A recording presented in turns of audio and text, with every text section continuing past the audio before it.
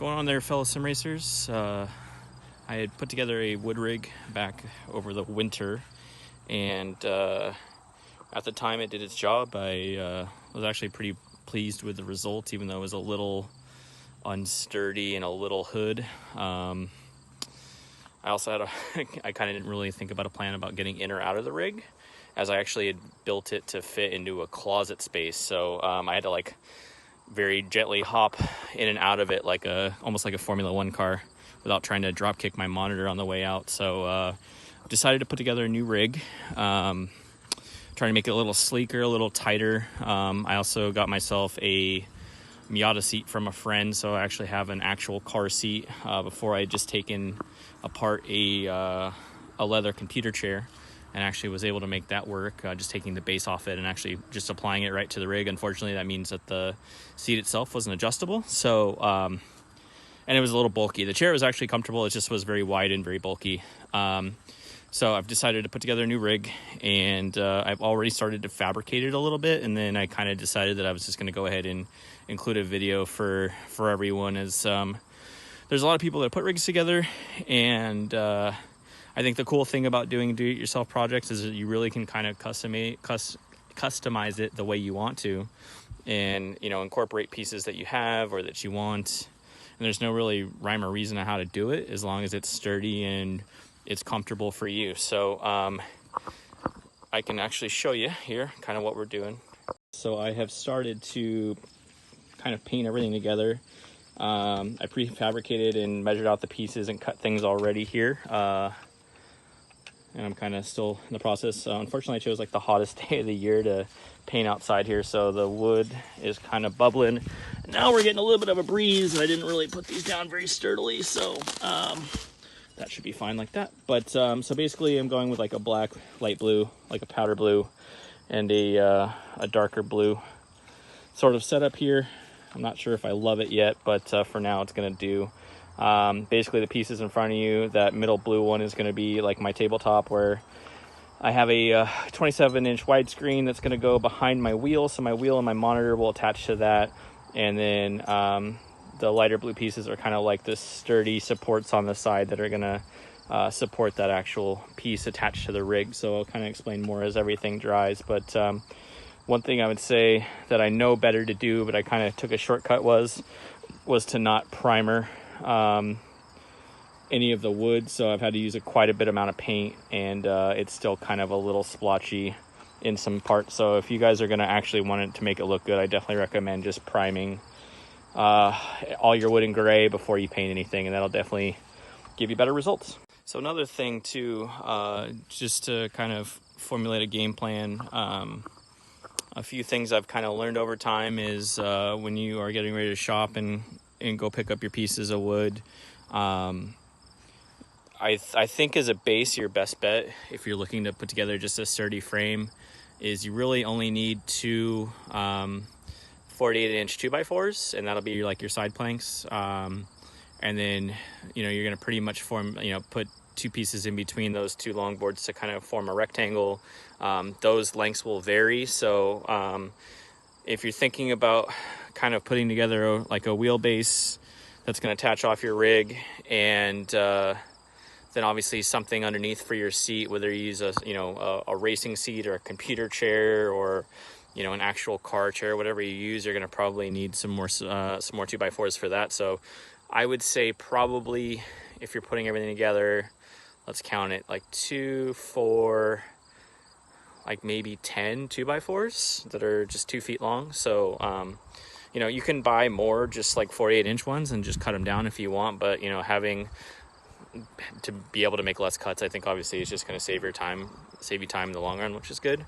The other thing too, I think, is as you're kind of fabricating and getting ready to cut, just make sure that you're aware of what pieces you're using where, and before you actually screw anything together, just make sure it's where you want it to be. Because basically once you put it together, the last time I built my rig, I had to take pieces apart a couple times and kind of reconfigure how things were.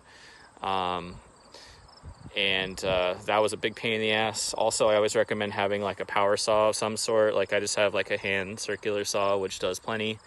It's like $60 at Home Depot. My last rig, I used everything as a handsaw, and although it worked, it was a pain in the ass to cut everything, and just saved myself some time and some stress by just having a circular saw to get everything done. So what else? I think the old adage of measure twice and cut once is always important. Making sure that you're marking lines on everything before you cut, just the simple stuff. Most people know the stuff already, but if you're someone like me who doesn't do a lot of woodworking, this time around I'm much more meticulous about how I'm putting things together, and I can already tell that when I fabricate this and put it together, it's going to be more customizable as far as having a sliding seat, and there's going to be more space for my legs as far as getting in and out of it, because when this is done, this is going to go right back in a closet space so that I can continue to have my office be my office, but also have a sim rig kind of built into the side with the closets, which I'll show you guys when it's all completed, and I'll show you guys some more of the fabrication. But if you guys have any questions, or you want to share your rigs, by all means, I'm a huge fan of do-it-yourself stuff, and especially in the sim rig community where, if you really want to pay good money for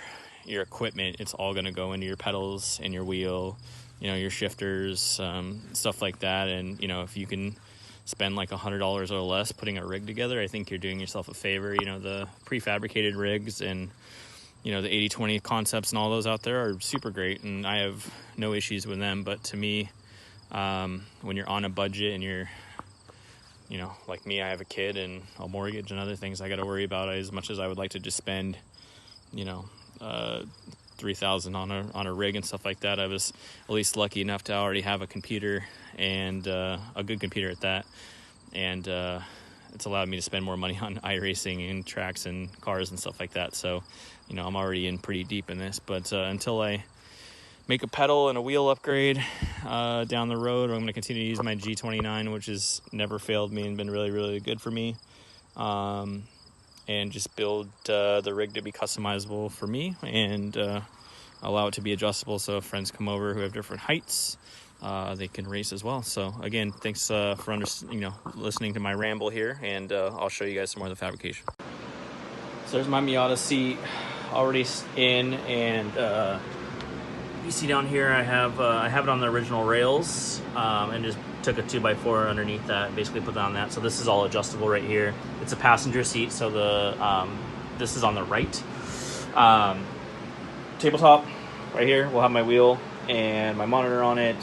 Those are all my support beams that are going to go onto the tabletop, and then I have 2 of these that are going to go on the back to help keep it sturdy. I've already taken my G29 pedals and put them on a piece of MDF, and then basically mounted those at an angle, and then put that into a piece of plywood I have underneath here. This plywood is actually just I cut it form fit right into this, so this actually isn't even screwed into anything. It's just floating below, but it stays. And then my shifter, all that'll be right next to my seat. I already have it height figured out and everything like that. So this will basically be drilled into, there's holes right here that I'll drill into this.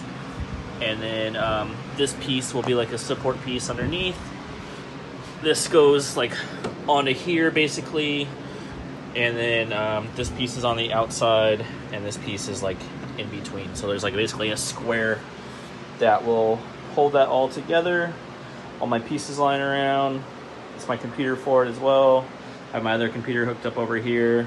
And then my wheels back here. I just got a new mattress, new box spring, so I have a mattress in here right now. But yep, that's it. And then it's gonna go in this closet space. So let me turn this sideways, I guess. But yeah, it'll pretty much go all in there. And so this whole rig will fit in that back corner. Alrighty guys, it's been a couple days since my painting project outside. I actually had to buy some wood screws.